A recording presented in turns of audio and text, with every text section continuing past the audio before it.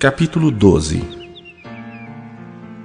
Por aquele tempo, mandou o rei Herodes prender alguns da igreja para os maltratar, fazendo passar a fio de espada a Tiago, irmão de João.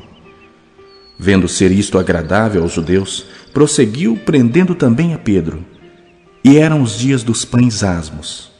Tendo-o feito prender, lançou-o no cárcere, entregando-o a 4 escoltas de 4 soldados cada uma para o guardarem, tencionando apresentá-lo ao povo depois da Páscoa. Pedro, pois, estava guardado no cárcere, mas havia oração incessante a Deus por parte da igreja a favor dele.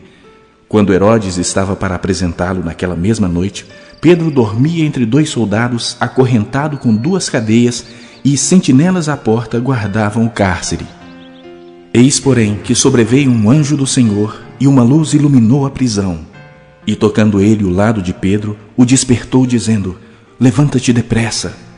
Então as cadeias caíram-lhe das mãos. Disse-lhe o anjo: "Cinge-te e calça as sandálias." E ele assim o fez.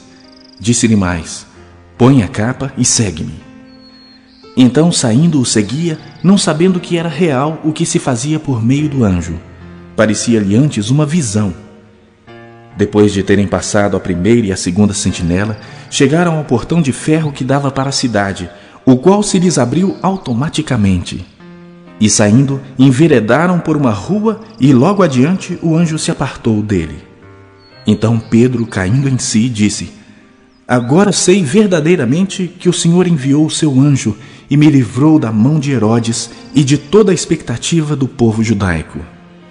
Considerando ele a sua situação, resolveu ir à casa de Maria, mãe de João, cognominado Marcos, onde muitas pessoas estavam congregadas e oravam. Quando ele bateu ao póstego do portão, veio uma criada chamada Rode ver quem era. Reconhecendo a voz de Pedro, tão alegre ficou que nem o fez entrar, mas voltou correndo para anunciar que Pedro estava junto do portão. Eles lhe disseram: "Estás louca?"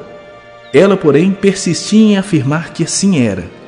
Então disseram: "É o seu anjo." Entretanto, Pedro continuava batendo. Então eles abriram, viram-no e ficaram atônitos.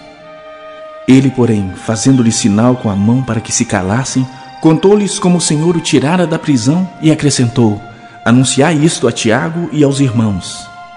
E saindo, retirou-se para outro lugar. Sendo já dia, houve não pouco alvoroço entre os soldados sobre o que teria acontecido a Pedro. Herodes, tendo-o procurado e não o achando, submetendo as sentinelas a inquérito, ordenou que fossem justiçadas. E, descendo da Judeia para Cesareia, Herodes passou ali algum tempo. Ora, havia séria divergência entre Herodes e os habitantes de Tiro e de Sidom. Porém, estes, de comum acordo, se apresentaram a ele e, depois de alcançar o favor de Blasto, camarista do rei, pediram reconciliação, porque a sua terra se abastecia do país do rei. Em dia designado, Herodes, vestido de trajo real, assentado no trono, dirigiu-lhes a palavra e o povo clamava: "É voz de um Deus e não de homem." No mesmo instante, um anjo do Senhor o feriu por ele não haver dado glória a Deus, e comido de vermes expirou.